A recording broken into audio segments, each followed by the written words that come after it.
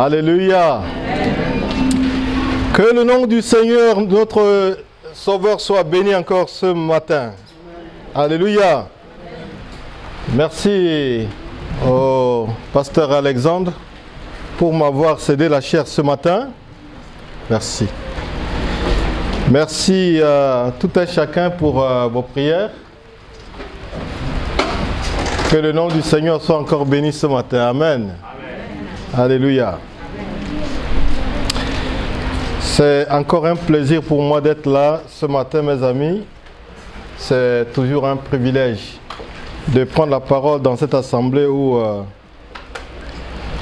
nous aimons vraiment le Seigneur et nous voulons que son nom soit glorifié, que son règne vienne en toutes choses. Alléluia. Moi, je crois ce matin que je suis tellement béni. Est-ce que tu es béni ce matin? Amen. Nous sommes tous bénis parce que nous sommes dans la présence glorieuse du Seigneur. Amen. Bien, voilà. Je voudrais juste que ce matin, par la grâce de Dieu, nous regardons certaines choses qui vont nous aider dans notre marche avec le Seigneur. Et il y a beaucoup de choses à dire, mais le Seigneur va nous aider à pouvoir nous résumer pour que les choses essentielles nous soient, n'est-ce pas, transmises. Je ne cesserai de bénir le Seigneur pour cette église, pasteur, parce que vous m'avez beaucoup soutenu par vos prières, vos encouragements. Et on aura l'occasion de témoigner de toutes les merveilles du Seigneur par la suite. Alléluia. Amen. Il y a un texte que nous allons regarder ce matin dans Actes chapitre 3. Si vous pouvez ouvrir vos Bibles avec moi dans Actes chapitre 3, nous allons considérer les 10 premiers versets. Actes chapitre 3, à partir du verset 1er, la Bible dit ceci. Pierre et Jean montaient ensemble au temple à l'heure de la prière. C'était la 9e heure. Il y avait un homme boiteux de naissance qu'on portait et qu'on plaçait tous les jours à la porte du temple appelé la Belle, pour qu'il demande l'aumône à ceux qui entraient dans le temple. Cet homme, voyant Pierre et Jean qui allaient y entrer, leur demanda l'aumône. Pierre, de même que Jean, fixa les yeux sur lui et dit, « Regarde-nous !» Et il les regardait attentivement, s'attendant à recevoir de quelque chose. Alors, Pierre lui dit, « Je n'ai ni argent, ni or, mais ce que j'ai, je te le donne. Au nom de Jésus-Christ de Nazareth, lève-toi et marche. » Et le prenant par la main droite, il le fit lever. Au même instant, ses pieds et ses chevilles devinrent fermes. D'un saut, il fut debout et il se mit à marcher. Il entra avec eux dans le temple, marchant, sautant et louant Dieu. Tout le monde le vit, marchant et louant Dieu. Il reconnaissait que c'était celui qui était assis à la belle porte du temple pour demander l'aumône. Et ils furent remplis d'étonnement et de surprise au sujet de ce qui lui était arrivé. Alléluia. J'aime ce texte-là, mes amis. Je crois que ce n'est pas la première, la deuxième, mais c'est la énième fois que vous avez lu et relu ce texte-là. Permettez que nous regardions ces choses, ces paroles que nous avons l'habitude de regarder d'une autre manière. Ici, si vous voulez prendre un thème ou alors un titre, vous pouvez juste relever le titre que j'ai pris dans ce texte-là. Le verset 2 nous parle de la porte du temple. Ce n'est pas quand même un titre très compliqué. Tout le monde sait ce qu'on appelle une porte, n'est-ce pas? Mais cet homme a choisi de se positionner là, devant cette porte-là.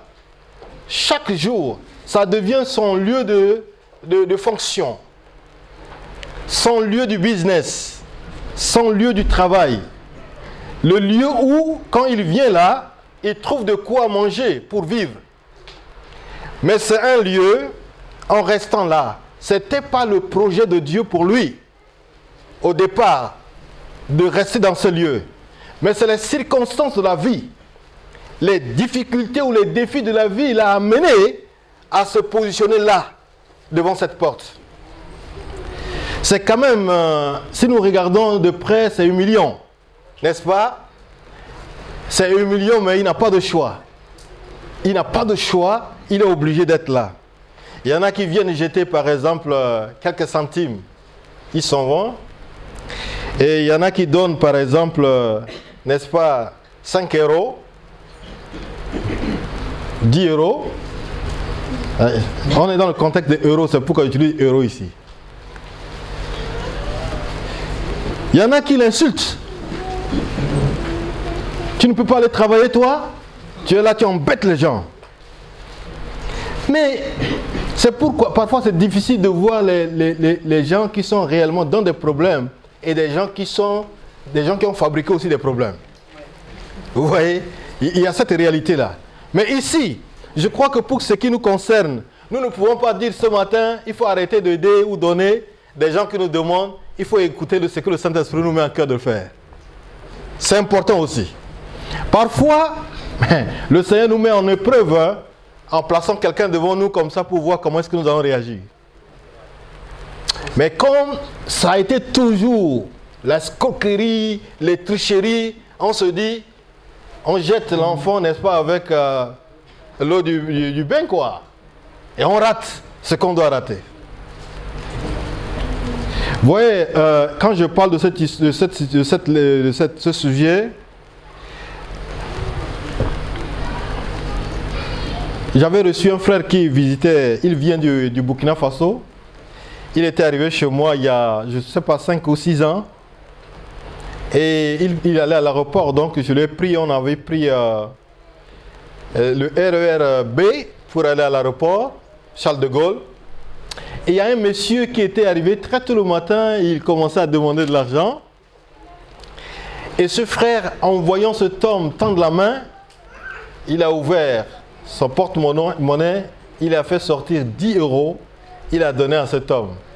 Il y a un monsieur à côté qui n'était pas content. Il était fâché.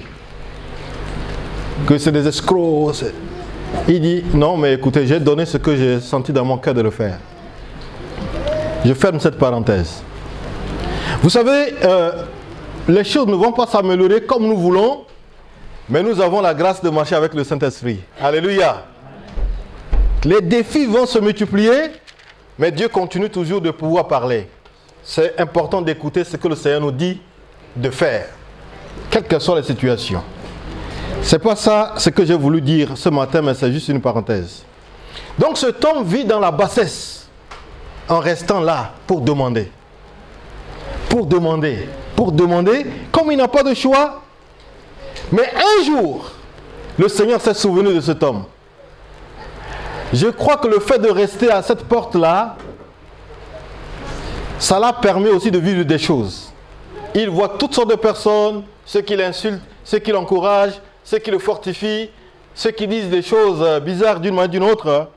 Mais aussi, il a l'opportunité d'écouter un peu ce qui se dit dans le temple. Ce qu'il écoutait dans le temple l'a certainement aidé. Mais il attend son jour, son temps. Alléluia. Mes amis, Ecclésiaste nous dit, il y a un temps pour toutes choses. Sous les cieux. Quand ça marche pour quelqu'un, il n'y a pas une question de pouvoir l'envier. Ton tour viendra. Chacun a son temps. Et ce monsieur attendait. Et son temps, c'est que quand Jean, n'est-ce pas, et Pierre, ces disciples du Seigneur, rentraient dans le temple. Mais certainement, ils ont l'habitude de pouvoir voir cet homme-là. Parce que c'est là où il priait. Il rentrait chaque fois. Mais ce jour-là, c'est ce jour-là pour cet homme-là. Ils ont dit, monsieur, à chaque fois que tu reçois ces centimes, ça ne règle pas ton problème. Nous allons régler profondément ton problème avec celui que nous croyons qu'il est capable de faire. Nous n'avons ni or aujourd'hui, ni argent à te donner, mais ce que nous avons, ça va te donner la satisfaction. Nous te demandons au nom de Jésus de Nazareth, lève-toi et marche. C'est tout ce que le monsieur attendait depuis longtemps.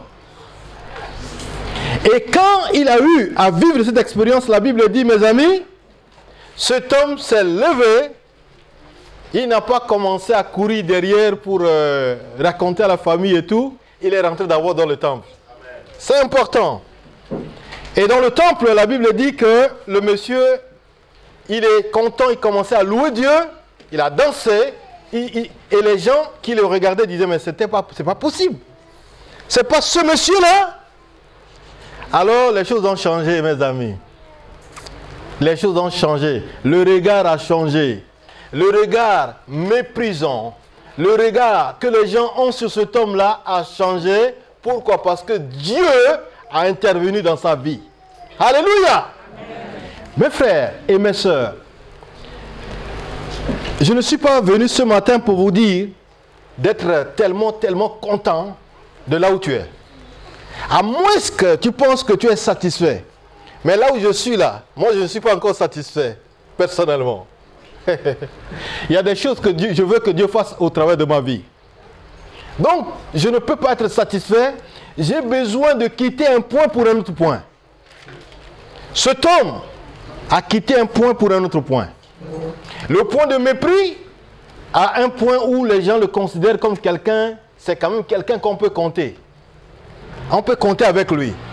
Les choses ont changé. Est-ce que c'est ton désir ce matin? Mais ce monsieur est resté à la porte.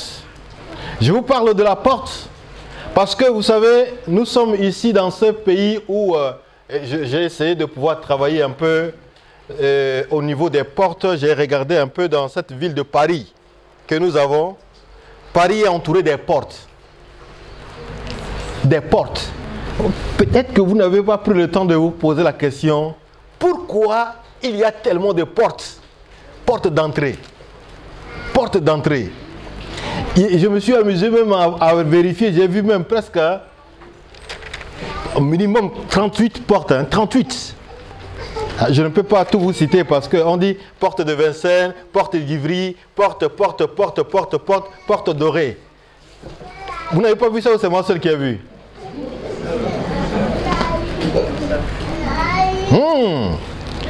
Nous parlons de ce que nous connaissons.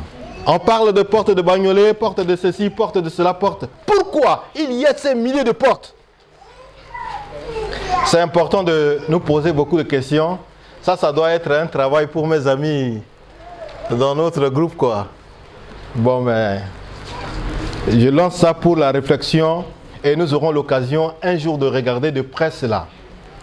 Vous savez, une porte, c'est un moyen c'est une ouverture quoi. Une ouverture comme on dit, spécialisée, aménagée, n'est-ce pas, dans l'enceinte d'une maison ou alors des murs pour l'entrée ou la sortie.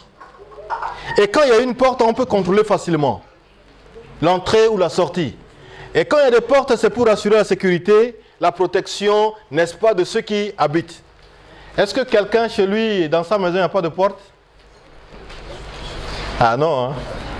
On a chacun au moins une porte devant notre maison. Parce que si on ne ferme pas la porte, on se dit, mais c'est terrible. C'est un lieu de passage.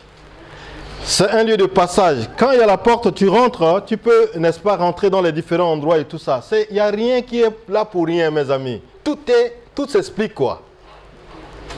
Même quand vous regardez l'histoire de ce pays de l'évangile que nous appelons aujourd'hui Israël, vous voyez, quand vous arrivez, vous allez voir qu'ils se sont entourés, n'est-ce pas, des portes. Jérusalem est entouré des portes. Portes. Pourquoi? Parce que c'est pour assurer leur sécurité, il faut mettre des portes. Les portes sont tellement importantes, on ne doit pas négliger. Néhémie a joué un rôle important quand, n'est-ce pas, les murs tombent, il faut rebâtir pour remettre les portes à sa place. Les portes jouent un rôle très important. Je crois que ce matin, désormais, quand vous allez voir une porte, vous allez vous rappeler de ce que nous allons dire ce matin. Parce que dans la porte, si nous ouvrons, n'importe quoi peut rentrer, n'importe quoi peut sortir. Vous êtes avec moi? Et la porte, chacun de nous a une porte dans notre vie. On dit quoi? Que notre cœur est la porte, n'est-ce pas? Le cœur de chaque être humain, c'est la porte de sa vie. Si tu ouvres ton cœur, n'importe quoi peut rentrer, n'importe quoi peut sortir. Donc, nous sommes arrivés à un point où nous devons considérer que, vraiment, s'il y a une chose que nous devons prendre au sérieux, c'est la porte. Et pas autre chose que, n'est-ce pas, notre cœur. C'est pourquoi la Bible dit, il faut vraiment prendre au sérieux, n'est-ce pas, notre cœur. Je paraphrase. Donc, si nous voulons insister ce matin dans cette dimension de la porte, c'est pour que nous soyons encore plus davantage vigilants en ce qui concerne, n'est-ce pas, la porte que nous avons. Oh, je parlais avec quelqu'un dans la semaine, il me disait que le diable est fort. Il m'a dit ça, que le diable est fort. C'est très difficile de contester cette réalité parce qu'on voit ce qu'il fait dans notre monde. Mais nous disons que le Seigneur est plus fort, n'est-ce pas? On est tous d'accord, non? Mes frères, ne perdez pas de vue la réalité de ce que nous vivons. Le diable travaille, il opère. Même dans l'église, il trouve des agents où il se sert d'eux pour détruire notre vie et aussi l'œuvre. Si nous ne veillons pas à la porte de notre cœur, il est capable de faire des choses terribles. Détruire les foyers, il rentre dans le cœur. Détruire l'église, il rentre dans le cœur. Judas Iscariote, c'est quelqu'un qui a les mêmes qualités que tout le monde. Il a les yeux, il a les deux bras, il a les 2 pieds et tout. Mais parce qu'une porte est ouverte. Dites-moi le nom de quelqu'un qui a tout ce que nous avons sur lui, mais qui n'a pas réussi à atteindre le but simplement parce qu'une porte est ouverte. Pas de bonne manière. Le diable travaille. Il opère aujourd'hui. Je ne suis pas venu pour surcharger ta pensée, mais pour t'amener dans une prise de conscience dans la réalité de ce que nous vivons aujourd'hui. La porte qu'il utilise, que le Seigneur veut utiliser pour débloquer ta vie, c'est ton cœur. Ce matin, je ne veux pas parler à autre chose, mais ton cœur qui est la porte de ta vie. Parce que si cette porte est fermée, c'est fermé. Si ça s'ouvre, ça s'ouvre. Mais dans la bonne manière. Si tu laisses n'importe quoi rentrer dedans, tu vas voir aussi les conséquences. Parce que ça ne va pas t'aider à la langue. Le cœur. Voilà la porte de notre n'est-ce pas, vie. Mais pour que nous puissions ne pas prendre beaucoup de temps ce matin et aller à l'essentiel de ce que le Seigneur voulait nous dire ce matin en parlant des portes, je vais vous dire que dans ce texte que nous allons regarder, le Seigneur n'a pas besoin d'autre chose pour révolutionner notre vie, pour débloquer la situation que nous vivons. C'est qu'il veut parler à notre cœur. Il veut parler à l'essentiel que nous avons, notre cœur, parce qu'il veut que cette porte s'ouvre pour lui. Pour lui. Je ne sais pas trop ce que tu as emmagasiné dedans. Mais tu peux ce matin dire que ma guérison, ma délivrance, ma vie victorieuse ne viendra pas d'autre endroit que de mon cœur, que je vais juste ouvrir ce matin au Seigneur. Nous attendons des miracles d'ailleurs, ou par-ci par-là. Mais notre Dieu n'a pas changé. Alléluia. Il a besoin que juste tu saisisses cette vérité comme cet homme-là qui était dans les mépris pendant des années, pendant des temps. Oh là là, insulte. Mais il est là. Il attend son temps. Et pour te dire ce matin, ton temps est arrivé parce que le Seigneur a voulu que tu écoutes cette parole. Peut-être que depuis longtemps, tu n'arrives pas à pouvoir tout donner au Seigneur. Tu penses donner les choses extérieures, mais la chose essentielle qui est ton cœur, tu dis non, ça, je ne peux pas lui donner. Mais c'est ça en fait qu'il veut. Il n'a pas besoin d'autre chose que ton cœur d'abord et avant tout. Alléluia. Donc, il y a deux attitudes que nous allons considérer pour permettre, n'est-ce pas, à notre vie de vivre, n'est-ce pas, ce déblocage, cette vie glorieuse que le Seigneur attend de nous. Deux attitudes que je vais vous présenter ce matin. Et je crois que vous allez vous rappeler, n'est-ce pas, de cela. Ces deux attitudes que je vais considérer, nous allons considérer comme des clés. Parce que pour qu'une porte s'ouvre, il faut utiliser la clé. La bonne clé pour ouvrir. Et donc, ces deux attitudes, ce seraient les clés que chacun de nous va prendre pour, n'est-ce pas, voir le changement, le déblocage au niveau de sa propre vie, au niveau de son existence. Parce que ce n'est pas suffisant, n'est-ce pas, de juste écouter, mais il faut aussi accepter de pouvoir mettre en pratique ce que le Seigneur a voulu nous dire ce matin. Deux attitudes. Vous êtes avec moi? Est-ce qu'on peut avancer? Amen. La première attitude que le Seigneur demande pour que cette clé fonctionne, afin que cette porte devienne réalité pour toi et moi ce matin, c'est ce que nous appelons la sanctification. C'est la première clé. C'est l'attitude qui nous invite de considérer. Je parle de ce sujet parce que nous vivons un temps très sérieux où il y a tellement de plaintes, tellement de défis. C'est comme si Dieu a changé. Non, il n'a pas changé. Mais il y a une attitude que ceux qui nous ont devancés ont eu à adopter pour voir Dieu, pour voir les miracles de Dieu, pour voir la manifestation de Dieu. Et une de ces clés importantes, c'est ce que j'appelle la sanctification.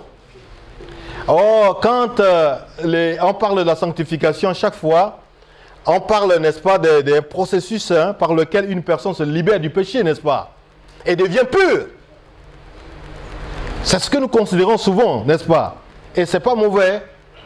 Quand on parle de la sanctification aussi, c'est le fait de rendre quelque chose sainte. Le mettre, n'est-ce pas, en état de grâce. C'est aussi ça ce que nous appelons la sanctification. Attribuer à quelque chose un caractère sacré, noble, exceptionnel, si vous voulez bien, et le placer au-dessus de tout. On va finir les synonymes aujourd'hui, n'est-ce pas? La sanctification, mes amis, c'est une clé, ou c'est la clé pour voir les déblocages, même si les choses sont tellement, n'est-ce pas, difficiles. Vous allez me dire, non, mais écoutez, est-ce que c'est possible? Est-ce que c'est... Oui, c'est possible encore aujourd'hui. Là où il y a des dépravations, là où il y a... Non, c'est possible encore aujourd'hui. Pourquoi? Parce que notre Dieu n'a pas changer. Mes amis, si nous négligeons cette réalité-là, nous allons tourner en rond. Parce que, vous savez, Dieu ne se contredit pas. Dieu honore sa parole.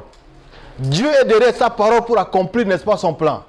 Si tu obéis à sa parole, tu le mets devant les faits.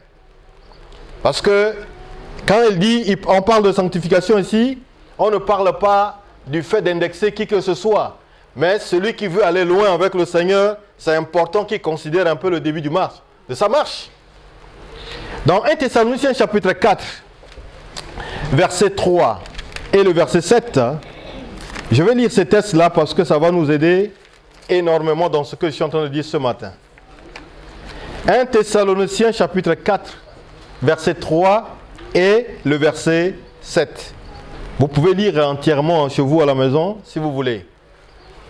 La Bible nous dit ceci au verset 3. Ce que Dieu veut, c'est votre sanctification. C'est que vous vous abstenez de la débauche. C'est que chacun de vous sache posséder son corps dans la sainteté et l'honnêteté, sans vous livrer à une convoitise passionnée, comme font les païens qui ne connaissent pas, n'est-ce pas, Dieu. Je saute pour lire le verset 7. Car Dieu ne nous a pas appelés à l'impureté, mais à la sanctification. Alléluia. Je parle d'un sujet où on n'aime pas beaucoup entendre, n'est-ce pas? Mais c'est la clé pour vivre des choses avec le Seigneur, mes amis. C'est-à-dire que pour nous qui sommes ses enfants, il y a des exigences que Dieu a pour nous. Et dans ces exigences-là, c'est ce que nous sommes en train de pouvoir noter ce matin, c'est que Dieu demande, il exige, il insiste. Ce qu'il demande de chacun de nous, qui sommes ses enfants, c'est notre, n'est-ce pas, sanctification. Est-ce que c'est pour quelqu'un d'autre que je fais? Non, c'est pour moi-même. Parce que si je me mets à part, je considère le Seigneur et que je dis que ma vie, c'est pour lui, déjà je lui donne l'opportunité d'utiliser ma vie, de faire ce qu'il veut à travers. Vous êtes avec moi? Quels que soient les défis de ce monde, mes frères et sœurs, celui ou celle qui comprend cette vérité de la sanctification, il a découvert quelque chose de glorieuse. Une chose qui, pour Dieu peut l'utiliser à n'importe quel moment pour glorifier son nom. Souvenez-vous que Dieu ne se sert pas de n'importe quel, n'est-ce pas, instrument. Aujourd'hui, les gens ont essayé de mettre certaines choses à côté de la parole du Seigneur pour faire avec des pratiques avec l'ennemi et tout. Mais le Seigneur Dieu n'utilise pas n'importe qui, mais il utilise celui ou celle qui accepte, n'est-ce pas, de suivre, n'est-ce pas, ses exigences. Et dans ces exigences, il y a ce que nous appelons la sanctification. Le fait de se mettre à part pour lui, pour le Seigneur. C'est un caractère sacré, c'est une manière de vivre. Quels que soient les défis, mes frères, le Seigneur nous demande ça. Voilà une des clés importantes. Nous pouvons parler de ça toute la journée, mais nous n'allions pas finir. Mais ça, c'est une œuvre que le Saint-Esprit fait aussi dans la vie de chacun et de chacune, si nous décidons de pouvoir dire trop c'est trop. Vous pouvez appeler un grand homme de Dieu que vous connaissez, il va prier pour vous, pour les situations que vous traversez. Mais si vous-même, en tant que chrétien, vous ne vous décidez pas de vous séparer de ce qui vous bloque, de ce qui vous empêche, le Seigneur va vous aider, va vous garder jusqu'à ce que vous compreniez pour que vous-même vous fassiez le pas. Alléluia. Il y a des choses que Dieu fait, mais d'autres choses, nous devons faire le pas afin qu'il nous aide à aller de l'avant. Vous vous souvenez de Bartimée, non, dans la Bible? Bartimée qui reconnaissait sa situation, un jour il dit, ah là, trop c'est trop. Il a commencé à crier, Seigneur, aie pitié de moi. Aie pitié de moi, Seigneur. Est-ce que le Seigneur l'a laissé? Il est venu à son secours. Mes frères, je ne sais pas pourquoi le Seigneur a voulu que nous écoutons, n'est-ce pas, et cette première clé que nous appelons la sanctification ce matin. Parce que ça va réellement nous permettre d'ouvrir, n'est-ce pas, des portes. nous disons chaque fois, Dieu ne parle pas. Comment est-ce que vraiment nous pouvons prier, nous pouvons faire des choses qui plaisent à Dieu? Mais Dieu parle, Dieu agit. Mais le problème est qu'aujourd'hui, beaucoup n'acceptent pas de se séparer de ce qu'on appelle le péché. Et ils veulent avec ça avoir Dieu encore. Avec ça permettre à Dieu de les utiliser. Avec ça, ça ne marche pas comme ça. Tu veux écouter Dieu? Décide ce matin. Seigneur, je veux me séparer de ce qui va m'empêcher de pouvoir t'écouter. Je ne connais pas notre vie, je ne connais pas ce qui se passe avec chacun et chacune, hein, mais le Seigneur nous dit ce matin, c'est qu'il veut libérer sa puissance, sa grâce dans chacune de notre vie. Voilà une des exigences qu'il insiste ce matin pour que nous puissions nous laisser utiliser par lui. Oh, un jour Jésus a prié dans Jean 17, nous connaissons bien ce texte-là. Il dit, Père, Jean 17, 17, je prie pour que tu les sanctifies par ta parole. Alléluia. C'est que le Seigneur insiste sur la sanctification de ses enfants. Il insiste. Voilà, nous vivons un temps aujourd'hui très difficile. Oui, nous avons besoin de nous lever ce matin et dire, Seigneur, j'ai besoin de ta force pour me libérer de tout ce qui peut m'empêcher. Sinon, je ne vais pas rester toujours là en tournant en rond. Alléluia. La deuxième clé, qui est notre deuxième attitude, que je vais insister là-dessus avant que nous prions, c'est ce que j'appelle l'investissement. Vous connaissez bien ce mot-là, l'investissement. On dit investir.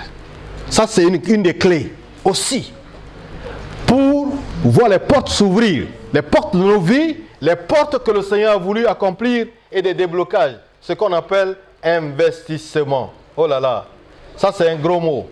Et beaucoup de gens comprennent bien ce que je suis en train de dire ce matin. Quand on parle d'investir, c'est un besoin, n'est-ce pas, que nous disons souvent, c'est un besoin futur. Parce que si tu investis aujourd'hui, c'est demain tu vas avoir le bon résultat, n'est-ce pas, de ton investissement. Mais c'est un mot où aujourd'hui les gens du monde comprennent bien et que les chrétiens ne saisissent pas la portée de ces mots-là. Vous voyez, aujourd'hui, nous devons comprendre quelque chose, mes frères et sœurs. C'est-à-dire que ce que nous appelons investissement n'est pas un nouveau mot. Ça existe depuis des siècles. Mais aujourd'hui, qu'est-ce qui se passe à nous qui sommes les chrétiens? C'est comme si nous ne comprenons pas cette réalité. Et les gens de ce monde-là utilisent ça. Ils nous utilisent aussi. Ils nous exploitent aussi avec tout ça. Mais nous, on se dit, peut-être c'est Dieu qui va venir faire ça à notre place. Ça ne marche pas comme ça. Ce matin, je suis venu parler à notre cœur. Pour que nous voyions que le Seigneur aussi a un plan pour nous aider à sortir dans l'état dans lequel nous nous trouvons. Est-ce que Dieu est content que son enfant reste toujours là en train de pleurer chaque fois? Non.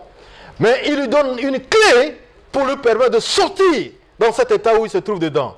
Voilà aussi la mission de l'Église. Voilà aussi la mission de service que le Seigneur nous donne de pouvoir le faire. Le pasteur ne sera pas content si chaque année la situation de ta vie demeure toujours la même. C'est pourquoi cette deuxième clé est aussi importante de pouvoir considérer. Moi je viens dans un milieu où j'ai compris l'importance de ce qu'on appelle, les parents savent ce qu'on appelle l'investissement quand ils font le champ. Quand ils font leur champ, culture, ils prennent le temps de pouvoir investir en faisant travailler le sol et tout ça, ils plantent, ils investissent. Mais après avoir investi, il faut prendre le temps avant de récolter. N'est-ce pas? On est ensemble. Amen. Donc, l'investissement ou investir n'est pas un nouveau mot, mais c'est quelque chose que vraiment nous connaissons, mais la manière que nous fonctionnons avec n'est pas peut-être ce qu'il faut, ce qui est important ou ce que nous tenons aujourd'hui. La première responsabilité des parents que nous sommes, c'est d'investir dans la vie de nos enfants. Oui ou non? Investir dans leur vie. Oh, mes frères et sœurs, dans mes activités missionnaires, il y a une chose que je dis, je vais léguer à mes enfants, avant peut-être de quitter ce monde-là, c'est de leur permettre d'étudier, de bien étudier, pour que demain, ils soient libres, même s'il n'y a personne à côté d'eux. Parce que pour moi, voilà la voie, voilà la porte. Et pour tout ce qui peut me prendre dans ce monde-là, c'est d'investir dans leur vie. D'investir dans leur vie. De semer, de planter dans leur vie. Oh mes frères, si nous ne comprenons pas cette réalité, vous allez voir, nous allons toujours nous laisser exploiter ou utiliser par ce monde-là. Il y a tellement de choses que l'ennemi fait aujourd'hui. Hein. Vous savez, il y a des gens qui sont âgés. Quand je dis âgés, c'est qu'ils sont devenus retraités. Hein. Bon, laissez-moi parler de ça comme ça. On peut être retraité mais rester jeune, n'est-ce pas? Mais permettez-moi de vous dire ça aussi ce matin. Il y a des gens qui ont 60 ans, 70 ans ou 80 ans. Quand je suis à Paris chaque fois, je vois les gens 75 ans, 80 ans. Il y en a qui continuent de courir, n'est-ce pas, pour aller faire leur petit boulot. Ce n'est pas mauvais si c'est pour se maintenir. Mais si c'est pour vivre, ça veut dire que depuis son enfance là, il y a quelque chose qui a raté. Je ne suis pas en train de venir vous choquer ce matin, hein, mais c'est pour vous dire quelque chose. Il y a certaines choses que tu peux faire selon les âges. Mais quand tu atteins un certain niveau, mes frères et sœurs, tu dois t'arrêter pour considérer autre chose. Si ce que tu pouvais faire depuis, c'est maintenant que tu es devenu vieux, tu es devenu âgé, que tu dis que tu vas retourner, tu ne vas courir comme tu courais. Ça veut dire que le temps est passé. Le problème qui se pose dedans, c'est que tu n'as pas compris l'importance de ce qu'on appelle investir. Si tu n'as pas compris cette réalité d'investir, après ça serait tard.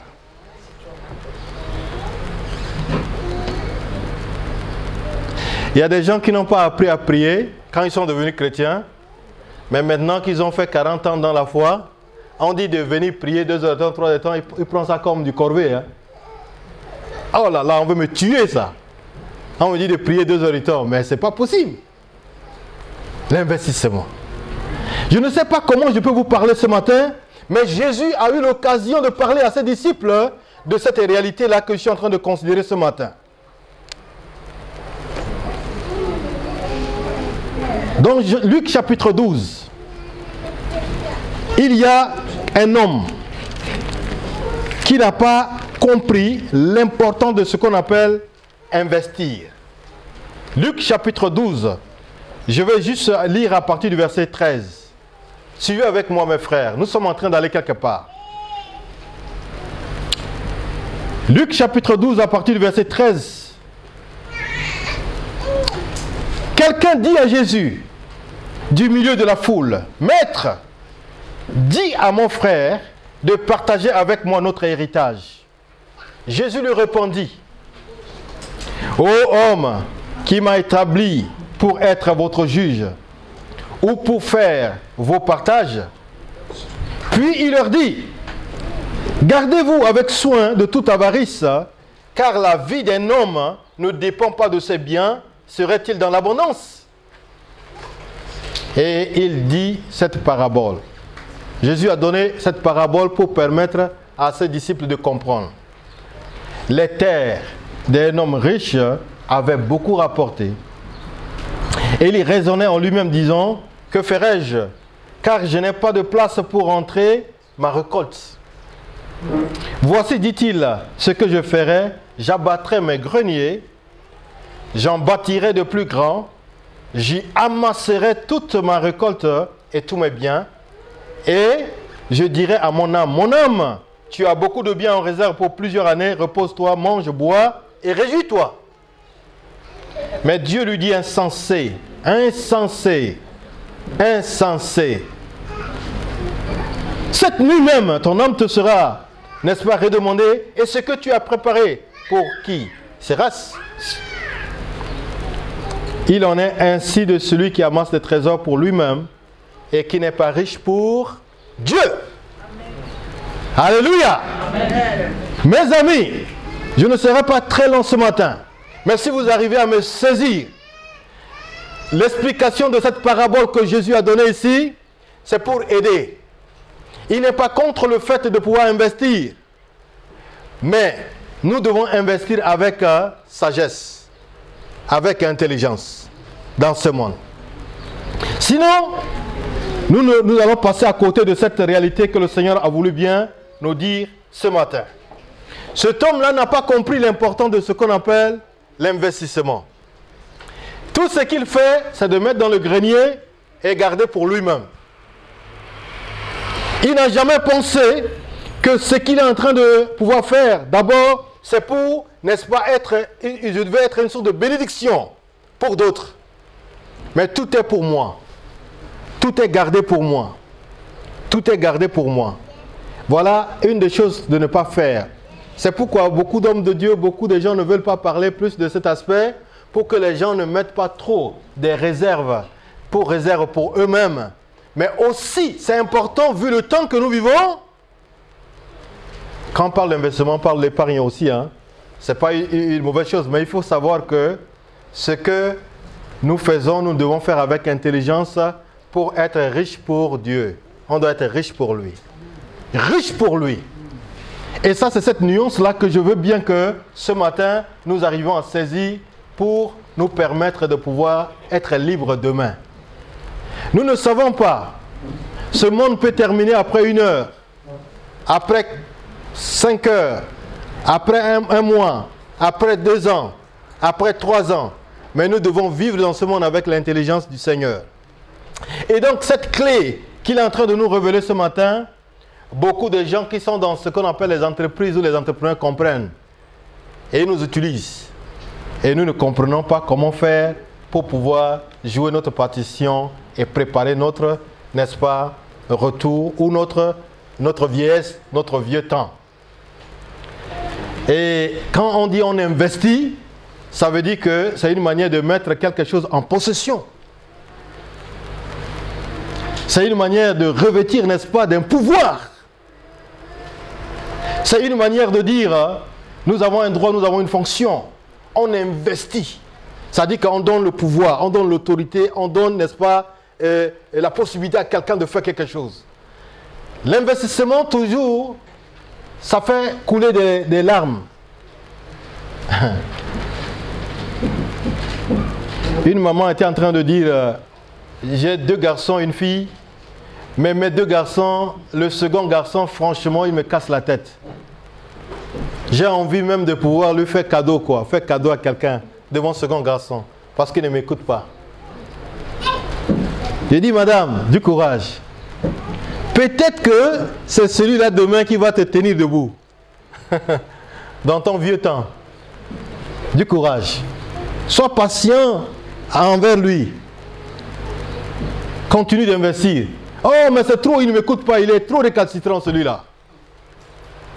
Mais continue d'investir.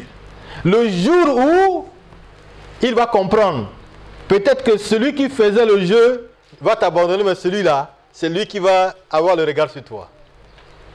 Mes amis, l'investissement est quelque chose que nous devons, n'est-ce pas, prendre, n'est-ce pas, au sérieux, parce que ça nous donne, n'est-ce pas, l'autorité de réaliser des choses dans ce monde. Voilà, j'arrive quelque part. Vous savez, quand on parle de l'investissement, les entreprises utilisent ça et les banques utilisent ça aujourd'hui pour multiplier, n'est-ce pas, tout ce que nous avons mis là-bas pour faire le business et tout. Ce n'est pas mauvais, c'est leur boulot. Mais nous, chrétiens, nous ne comprenons pas aussi l'importance de ce qu'on appelle investir. Aujourd'hui, ça devient un problème pour nous quand on dit il faut investir. Je ne suis pas en train de dire d'aller retirer tout l'argent que tu as dans ton compte. Non. Mais aussi de te dire, il faut apprendre à investir dans le royaume de Dieu. Il faut apprendre à investir dans le royaume de Dieu. Pourquoi? Parce que notre monde que nous vivons, nous ne savons pas trop ce qui peut arriver d'ici, demain ou après-demain. Mais nous, chrétiens, nous devons comprendre que nous devons aussi apprendre à investir dans le royaume de Dieu. Une des choses très simples que la Bible nous parle souvent, que beaucoup de nos amis, les pasteurs, les hommes de Dieu, quand ils parlent de ça, beaucoup de gens disent non, c'est trop, ils parlent trop de cette situation, c'est ce que nous appelons la dîme. La dîme. On dit, la dîme, c'est la 10e partie des biens que Dieu m'a donnés. Je me dis aujourd'hui, combien de chrétiens fidèles obéissent à cette réalité pour eux-mêmes? Combien? Combien obéissent à cet investissement-là? Il y en a qui pensent que non, c'est quelque chose que je fais pour quelqu'un d'autre. Ou je fais pour les pasteurs, je fais pour l'église, je fais... Non! Tu fais pour toi. C'est l'investissement pour toi. Si vous n'êtes pas d'accord avec moi ce matin, vous serez d'accord avec moi demain. Parce que la porte pour te permettre d'avoir de l'investissement qui va te permettre de vivre des choses avec le Seigneur, c'est cette porte-là que l'Église, le Seigneur donne, qu'on appelle aussi ce qu'on appelle la dîme. C'est une porte. Investir là, normalement en tant que chrétien, on n'a pas besoin de négocier cela. C'est automatique. Chaque fois que le Seigneur pourvoit à ce qui est mes besoins, il me donne mon salaire, je n'ai pas à discuter, j'enlève ma dîme parce que je dois investir pour moi. Mais si je ne le fais pas, je me prive. Vous savez, parfois nos dîmes, que dans la fidélité, dans la dîme que nous investissons dans les choses de Dieu, notre dîme nous garde des accidents. Notre dîme nous délivre des situations difficiles. Notre dîme nous délivre même de fait de radiation dans le boulot. Notre dîme nous permet d'avoir même des élévations. Notre dîme nous permet même d'avoir des portes ouvertes devant nous. Notre dîme nous permet de pouvoir changer de position. Mais si nous ne comprenons pas cela, ça veut dire que c'est l'ingratitude et ça nous permet de pouvoir ne pas vivre la réalité de ce que Dieu dit.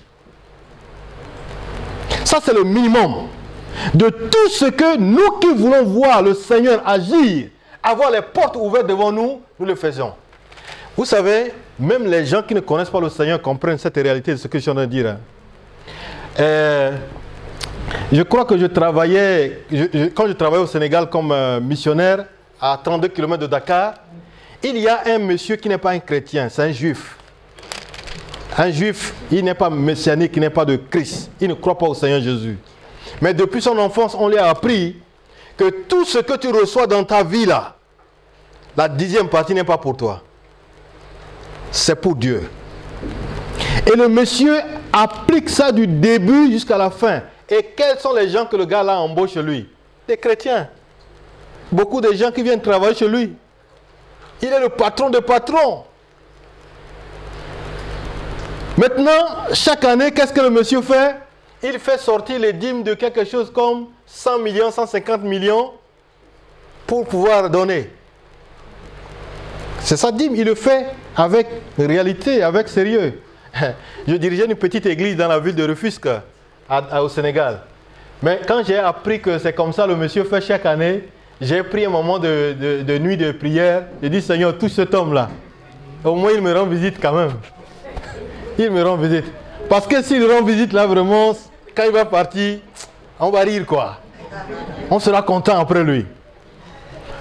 Chaque année, le monsieur prend sa dîme. Il vient, il donne. Moi, imagine-toi que vraiment, tu reçois une dîme avec une petite assemblée de 100 millions. Ça change tout, n'est-ce pas? Ça change dans l'assemblée. Il y a même les musulmans là, que nous parlons d'eux, les musulmans, dehors là. Ils savent ce qu'on appelle investir. Mais nous les chrétiens, on dit, non, je sais qu'il faut que j'aille jeûner, je prie. Non, il faut que Dieu me parle. Même pour donner ma dîme, il faut que Dieu me parle. Mais il a déjà parlé. Le problème, c'est notre obéissance. Si tu continues à lutter avec ça, ce matin, je te dis, hein, tu es l'objet du blocage de tes bénédictions à toi-même. Pour que les choses changent, à partir de ce matin, prends une décision. Dis, ce matin, je décide de changer. Ne regarde pas trop la couleur d'argent, mon frère, ma soeur. Si tu perçois ton salaire, ferme tes yeux, la première des choses, enlève la dîme. si tu commences à mettre les billets là sur, n'est-ce pas, le lit, en regardant, les besoins vont se multiplier. Après, tu vas dire, non, le mois prochain, je vais faire ça. Le mois prochain, je vais faire ça. Le mois prochain, je vais faire ça. Le mois prochain, je vais faire ça. Et la Bible dit, tu es en train de voler.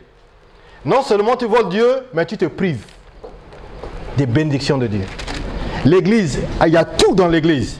Il y a tous les moyens de sortir. Il y a tous les moyens de changer de situation. Il y a tous les moyens que Dieu a arrêtés pour que notre vie change. Pour que notre foyer, notre famille, notre situation financière change aussi. Mais le problème, c'est nous. Le problème, c'est moi. Le problème, c'est moi. Ce n'est pas quelqu'un d'autre. Et une des choses que nous devons saisir ce matin, c'est cette porte-là qu'on appelle, il faut apprendre à investir. Ah, cet homme-là, il pensait que non, mais écoutez, tout ce que j'ai là, c'est pour moi. C'est pour mon propre bien. Et il commence à s'enorgueillir. Le Seigneur dit, mais je t'ai béni. Je t'ai donné ça pour t'aider à être une source de bénédiction. Comme tu n'as pas compris, bon, tu es vraiment là inutilement. Il faut que je puisse faire quoi? Je t'enlève. Est-ce que vous savez qu'il y a certaines personnes dans ce monde-là, même s'ils sont fatigués, ils sont prêts, les gens vont dire que non, c'est fini. Il va mourir dans 2 jours, 3 jours. Mais Dieu dit non, non, non, lui là, il est bien encore pour vivre ici. Vous savez pourquoi? C'est parce qu'il sait investir. Il y en a qui investissent dans le paludisme, il y en a qui investissent dans les médicaments pour soigner les gens. Il y en a qui font du bien. Mais nous autres, on se dit, non, écoutez, la vie est dure. Hein? La vie est dure. Comment tu veux que les choses soient multipliées? Le secret, investissement. Il faut investir. Ah, j'ai promis de ne pas être trop lent ce matin. Mais le deuxième texte, avant que nous prions, Matthieu chapitre 6. Matthieu chapitre 6. Nous allons lire le verset 19 au verset 21 et nous allons prier tout à l'heure. Matthieu chapitre 6, verset 19 au verset 21. La Bible nous dit ceci à partir du verset 19. Ne vous amassez pas des trésors sur la terre où la teigne et la rouille détruisent et où les voleurs percent et dérobent. Mais amassez-vous des trésors dans le ciel, où la teigne et la rouille ne détruisent point, et où les voleurs ne percent ni ne dérobent. Car là où est ton trésor, là aussi sera ton cœur. Qui ne connaît pas ici le numéro de son compte? Ou alors le code secret de son compte? Qui ne connaît pas ça? Même si tu dors, on te réveille, tu dis, les 4 chiffres là, tu vas citer. Parce que ça saute. Ton cœur est là. Si on dit qu'aujourd'hui, la bourse, ça ne marche pas, on va tout vider là-bas. Il y en a qui vont tomber en catastrophe. Parce que se disent, ah là là là là, je suis mort, c'est fini pour moi. Mais il y a un endroit, mes amis. Quand tu investis dedans, quoi que les situations arrivent, tu es tranquille. Je ne suis pas en train de vous dire que il faut négliger, n'est-ce pas, le fait de faire les épargnes. Hein? Non, en faisant l'épargne pour bien utiliser, c'est une bonne chose. Même les épargnes, c'est pas, même investissement, c'est aussi des bonnes choses. Mais il faut vraiment comprendre qu'il y a des choses que nous ne devons pas négliger. Investir dans le royaume de Dieu. C'est le lieu le plus sûr. Investir dans le royaume de Dieu. Ce n'est même pas beaucoup d'assemblées ou beaucoup de fidèles qui peuvent faire fonctionner les choses. Vous comprenez? Mais c'est des frères et sœurs qui comprennent la réalité, comment fonctionne le royaume de Dieu, qui font des choses débloquées. C'est ceux qui saisissent cette vérité, c'est eux-là qui vont changer les choses. C'est pourquoi le Seigneur Jésus aime beaucoup les disciples. Il passe beaucoup de temps avec les disciples parce qu'ils savent qu'avec eux, ça va se multiplier. Avec eux, il y aura des déblocages. Avec eux, les choses vont changer. Et il passe beaucoup de temps à leur révéler les secrets des choses là-bas. Voilà le secret que le Seigneur voulait. Ce n'est pas vraiment un message que nous voulons entendre comme un grand message. Ou quelque chose que j'ai préparé, introduction, développement, conclusion, pour vous troubler ce matin. Mais c'est pour vous révéler certaines clés. Pour que la situation de votre vie Peut-être que c'est dans le contexte de cet homme-là qui est assis à la porte. Tu pleures, personne ne sait. Dieu sait que tu pleures. Mais pour que tu arrives à changer de situation, voilà les clés. Voilà les clés pour que tu changes de situation. La première clé qu'il nous a dit, la sanctification. Accepte de dire que ça doit s'arrêter aujourd'hui. Même si ce monsieur ou cette femme te met à côté en disant, écoutez, c'est à cause de moi que tu vis. Tu vas dire que ce matin, je vais dépendre du Seigneur. Je vais obéir au Seigneur. Je vais mettre ma vie à part pour lui. Même si c'est par les vols ou les choses comme ça que tu arrives à trouver à manger, tu dis aujourd'hui là, je vais obéir à la parole du Seigneur. Je mets ma vie à part pour lui. Quand tu décides comme ça, l'Esprit de Dieu va t'aider. La deuxième chose qui est aussi cette clé, c'est d'investir. Où? Dans le royaume du Seigneur. Et comment les choses se font? L'Église est un moyen où Dieu, n'est-ce pas, a mis pour que nous puissions avoir l'ouverture au niveau de notre vie. Où? Ici, dans ce monde aussi. Parce qu'il nous prépare pour vivre les choses glorieuses là-bas. Alléluia. Mais il veut nous faire du bien ici aussi sur cette terre. Alléluia. Quand tu investis, c'est pour ton bien. Si pour toi ça va, tu n'as pas besoin de ce message. Mais moi qui vous parle, j'ai besoin moi-même de ce message. Parce que je ne suis pas satisfait. Quand je vois certaines choses qui se passent avec moi-même, je dis Seigneur, merci beaucoup. Je dis Seigneur, aide-moi pour que vraiment qu'il y ait un changement. Et la clé, c'est ici. L'investissement. Si tu peux décider ce matin en disant Seigneur, on m'a tellement parlé et maintenant je décide de changer de manière de fonctionnement, aide-moi à le faire, ce serait vraiment quelque chose de très glorieux. La dîme n'est pas à négocier. Les offrandes ou alors les aumônes, tu peux. Mais le plaisir d'un enfant de Dieu, de quelqu'un qui veut voir Dieu ouvrir des portes devant sa vie, c'est de pouvoir comprendre l'importance de ce qu'on appelle investir. Vous savez, il y a certaines choses que les gens, excusez-moi de dire ça pour que nous concluions, parce que nous allons prier. Il y a des gens, peut-être qu'on ne voit pas, mais qui investissent pour l'abonnement de cette église-là, dans les veillées, dans les jeûnes à genoux. C'est aussi l'investissement ça. Un jour, ça serait payé. Un jour, ce que tu es en train de faire dans le noir que personne ne voit, Dieu va te récompenser. Il y en a qui sont là, en train d'investir. Ils sont à l'heure, ils veulent que les choses avancent au niveau de l'église. C'est aussi l'investissement. Un jour, tu vas dire, hey, si je savais, j'allais faire plus que ça. Il y en a qui investissent. Quand on voit le groupe musical aujourd'hui, ils ont chanté, n'est-ce pas? Mais peut-être ce n'est pas juste ce dimanche dans 30 minutes qu'ils sont venus commencer à chanter. Hein. Il y a des heures qu'ils ont pris en avant pour faire des répétitions, pour que ça soit bon aujourd'hui ce matin. C'est aussi l'investissement. Nous devons comprendre que l'investissement, c'est quelque chose qu'on ne doit pas négliger. On doit investir. On doit investir. On doit investir. Et si vraiment il y a la possibilité d'investir les moyens que Dieu a mis à ta disposition, frère, sœur, je te dis la vérité que tu ne vas pas regretter demain. Tu ne vas pas regretter. Ton investissement, tu vas récolter. Tu mets le grain de maïs. Après, tu vas enlever, tu vas prendre quoi? L'épi de maïs. Il n'y aura pas seulement un seul grain. Ça dit qu'il y aura beaucoup de grains tout autour. Ça, c'est des choses que nous qui sommes les enfants du royaume, on doit comprendre. Investir.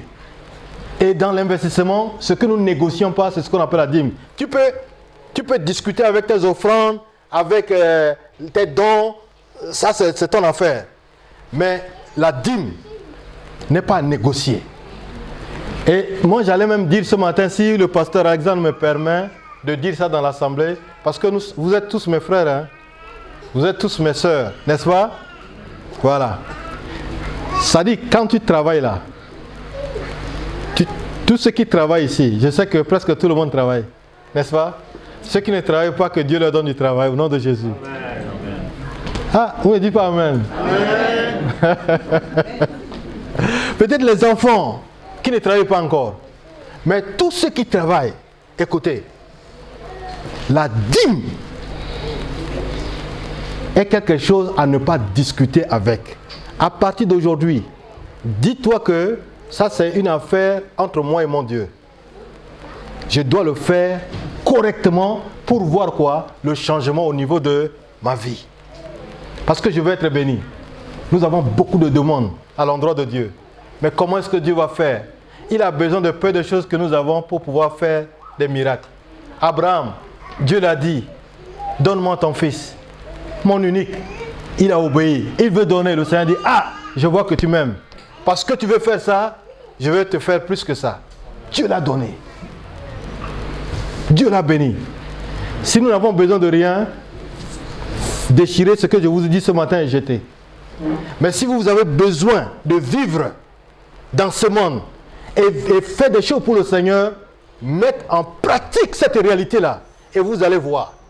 C'est vous qui allez témoigner les merveilles du Seigneur.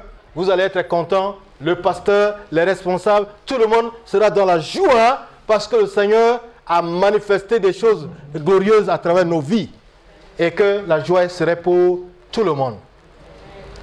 Ne soyez pas contents de là où vous êtes. Pierre et Jean, nous n'avons rien d'autre à te donner. Nous n'avons rien à te donner. Mais ce que nous voulons te donner, c'est de t'aider à te mettre sur tes pieds.